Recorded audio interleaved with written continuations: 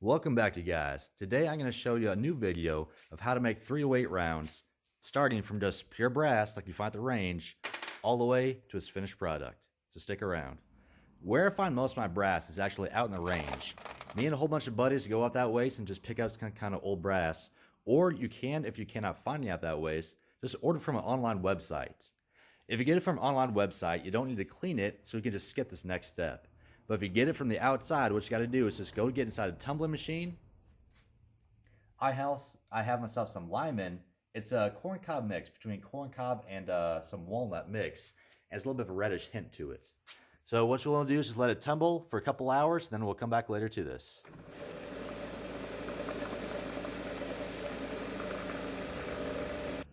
Next in the process, after you take it out of the tumbling device and got it nice, all clean and shiny, you want to take a look at its overall length using some calipers. Right here, it is 2 inches, 0.012. Me personally, I like to have it at about 2006, so it's a little bit too long. So now I take it over here to our crimping tool, or I don't know what the fuck you call this thing, that fucking tool.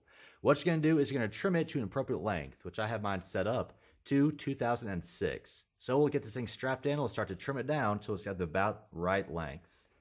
Now that we have our 308 all strapped in, I already have this thing to a pre-set up designation, so it's going to be 2000.6 of an inch.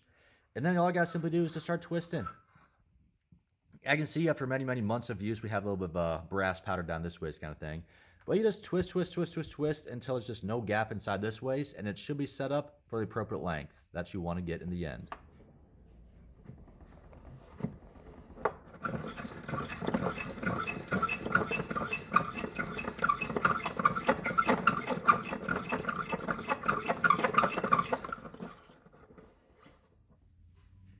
Alright, so now the brass is the right kind of length.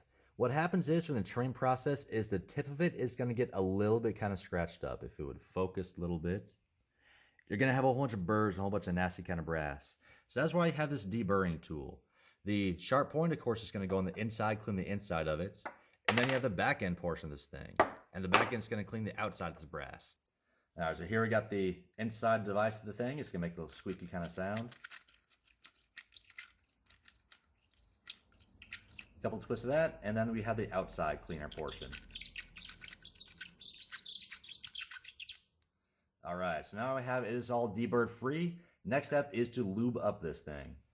Why I need to lube up this thing using some Dylan case lubricant is because once the brass cases go in the first stage of the depriming and resizing die, once it goes up into the resizing die, it's such a super tight fit that more often than not, they will get stuck inside the resizing die unless appropriate lube is required. So let's give your appropriate lube of choice a little bit of shaking up, spray it down liberally, and then with this case lube, I have to wait about 5 minutes for it to dry, so I'll get my beverage of choice, wait 5 minutes, and then I can start the process of turning this into a finished 308 round. So as we wait for the case lube to set in, how I'm getting all this information is from my load data book. I'm using 150 grain 308 tips. I'm using IMR 3031, and it says suggesting starting grains is 40 grains of gunpowder. What I have is a triple beam balance scale, and I actually have it set up for 37.5 grain. I have found out through my rifle that 37.5 grain is lower than minimum, but it just shoots so perfectly. So in step 2, what we're going to do is we're going to take the case out of the reloading equipment, put it in here, measure the bullet powder weight, see if it's on par, and then we'll keep on with reloading. So 5 minutes have gone by, and here we're using my Dylan Precision 550C, where it is a 4-stage press, in which the first stage is we're going to slide it in like I said before, and we're going to deprime it. This little nipple right here is going to press out the old primer. At the same time, it is going to resize it. So it's going to take the whole length of this thing, and it's going to make it a perfect size for the 7.62 by 5.1, all in one step.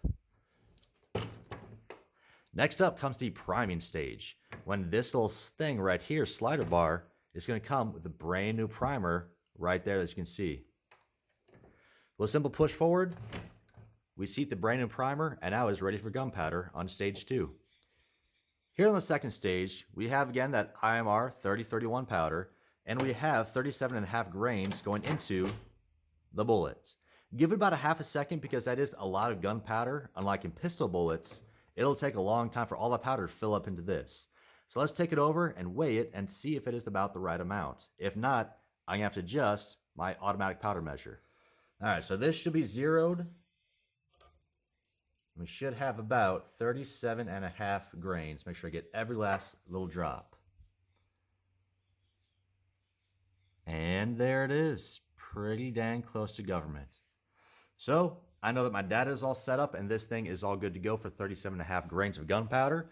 So let's just start mass producing a couple 308's in the next step.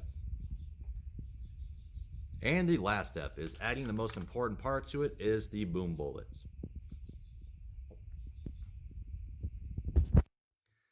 You simply just pull down on the handle again.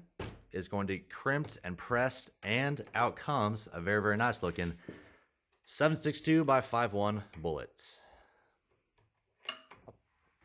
Now what we can do is we got to check the overall length. Again, according to the specs, the overall length should be 2.7.35 inches. So from the very tip of this to the very bottom of the primer, we should be looking at about 2.735 inches. Mine is a little bit shorter than that, just how my rifle shoots, always best. But a quick way to check is by this little checker gauge, which I bought for about $40, unfortunately. It is kind of expensive, but it checks two things all at once, and it's a very, very useful kind of tool. So you take it, you take your loaded round, put it inside. What's going to check on the back side of it is make sure the gauge, the case length, is totally, totally fine. If you can see at the bottom part, a little bit on the left, it is not too low and is not coming up over the top part of my case gauge. So the overall width of it is nice and shabby. However, though, overall length, that is on the back part of it over here. As you can check, it is right at the money on the line. It is not too low, it is not too long, so that is a good looking 308 round that can be added to the batch. Thanks for watching. Raise a cup up for all my days.